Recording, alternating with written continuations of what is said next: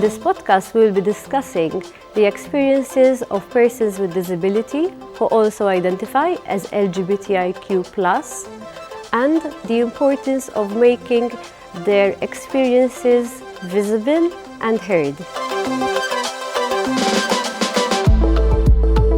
Today we have Matthew and Naomi with us. I would like to start by discussing pronouns and why pronouns are important and why they are important for you. Okay, first off, I'm a non-binary person, which means that personally I don't identify with either a man or a woman. I'm either in between or outside that spectrum.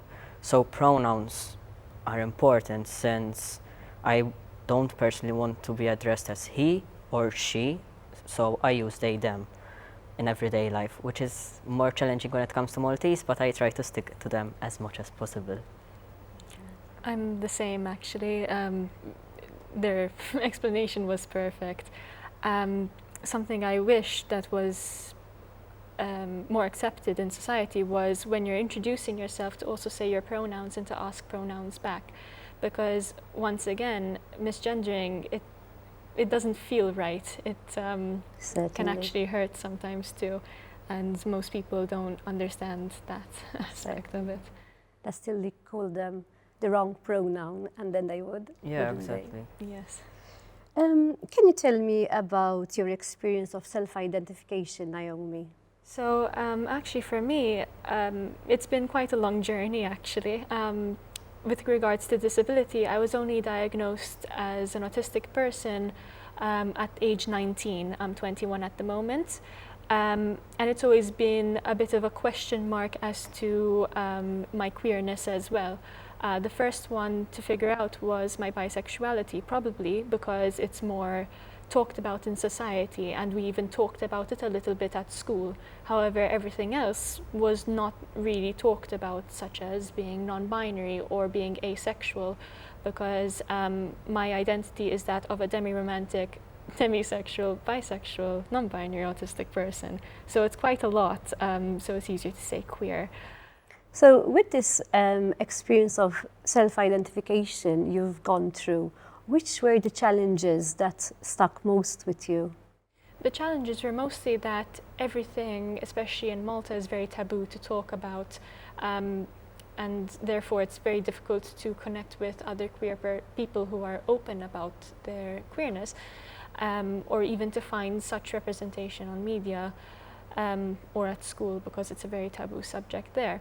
Mm-hmm. Now, with disability, autism and being queer is very interconnected, which is also something that isn't talked about much. The easiest one to explain is being non-binary, because that one I actually figured out once I received my diagnosis, because they're very interconnected with social norms and social cues, everything like that. Gender is a social construct, therefore autistic people are not generally known for sticking to social norms, and therefore we're more likely to be gender non-conforming. Also, I think some challenges that we face, I'm diagnosed with ADHD, which is part of the neurodivergency group, and also I have CPTSD, which is complex post-traumatic stress disorder. Some of the challenges are, for example, if you have a panic attack or you're at school and you're feeling stressed or overwhelmed, most of the time the people around you won't understand because there's lack of knowledge. So I don't blame them directly. I more understand that there needs to be more education around it, because that's where the challenges begin. Personally, I don't feel it's a disability as much. It's a disability when I encounter people who make it as a disability. So that's the biggest challenge that I face. Also, for example, when in every institute that I go to, could be education, health, anything, there are challenges on everyday life, because people just don't understand it since it's invisible and they can't see it. They question it, you're still young, you don't know what you're saying, so they put you back. And what kind of support did you look for when you were going through these experiences? So personally, I came out as queer when I was 14, well, back then as gay, and I found support, but not as much as I wished. So I was severely bullied at school. At one point I was getting like 90s at my highest mark, and then all of a sudden I'm 5 out of 100, 10 out of 100, and the teachers, which I have nothing against them, but the lack of resources they had at that time, they weren't able to support me as much. So I was being bullied, kicked out of class, causing a lot of ruckus at class. It was a bit of a chaos. So I found support in certain ways. Then I was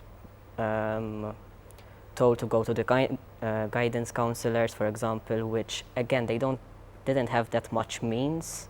So I found support, but not as targeted to my problem as such. Okay. So it was a bit of lack of support So throughout. was school time? School age was. Post school, did you find further support then? For example, I have been going to a psychologist and a psychiatrist since I was 14. And I changed, I think I have over 10 psychologists that I went to, because a lot of them don't have the knowledge when it's intersectionality of being queer, trans, neurodivergent, and have PTSD. And they don't have that knowledge, they specialize in one thing. So you have to change and start over the process. Even psychiatry, you have to go to someone. They're not aware of the medication that can interfere with ADHD, or have an ADHD medication that interferes with my PTSD. So I have to change the person again and again and again, which is a constant struggle.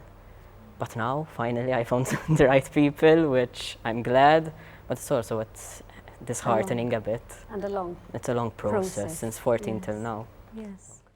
The barriers that exclude you from society, which barriers have you encountered in your journey?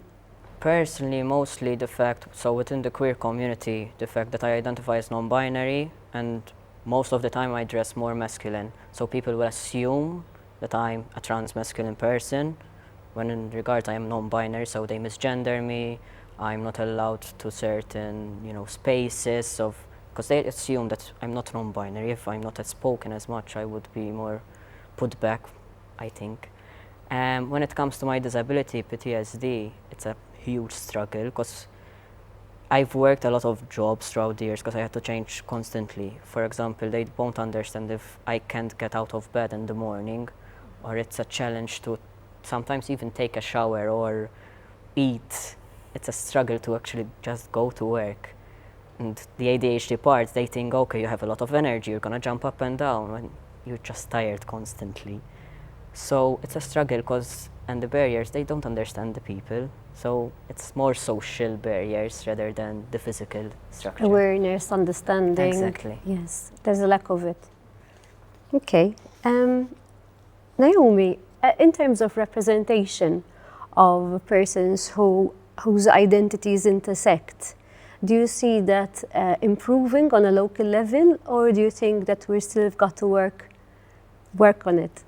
Over the years, I have seen it get slightly better. However, I still think there's a long way to go. In terms of local, I know that there's like the Autism Friendly Spaces program. There's a lot more awareness about autism in mainstream media. Queerness, as most of the time, the big names, so like lesbian, gay, bisexual is talked about a lot, but the other identities are a little bit left behind, but we're slowly getting there. But on like TV shows and stuff like that internationally, that I see getting better, especially in children's TV shows. Yeah. In fact, these friendly spaces, sensory-friendly spaces, seem to me like spaces for younger people, for children, really. How do you relate to that? Well, it is a little bit infantilizing. However, as a child, I had no support growing up because, of course, I wasn't diagnosed. So I do really appreciate that these options will be there for those younger autistic people that weren't there when I was young.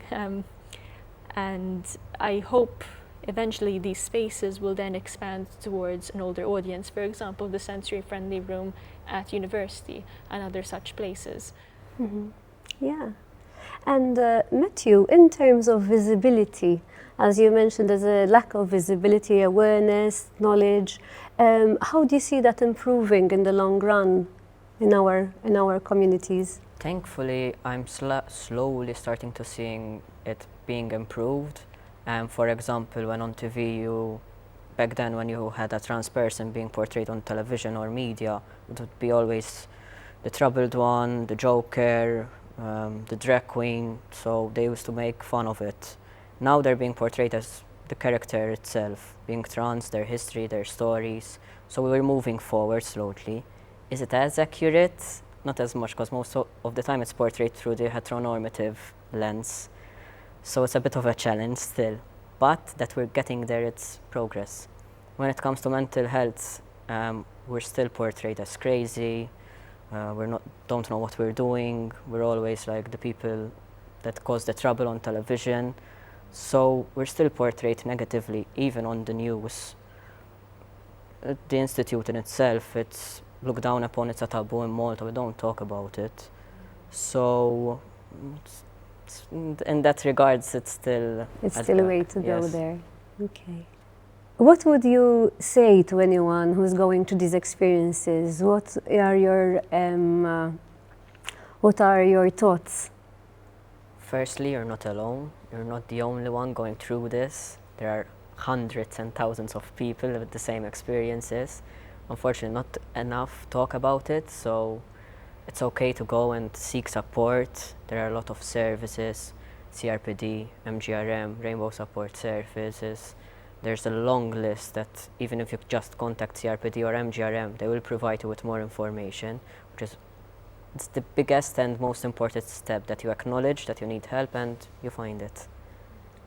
And I'd also like to add that finding your community and finding your identity is so important to everything in your life, because identity is you and you shouldn't be ashamed or confused as to who you are.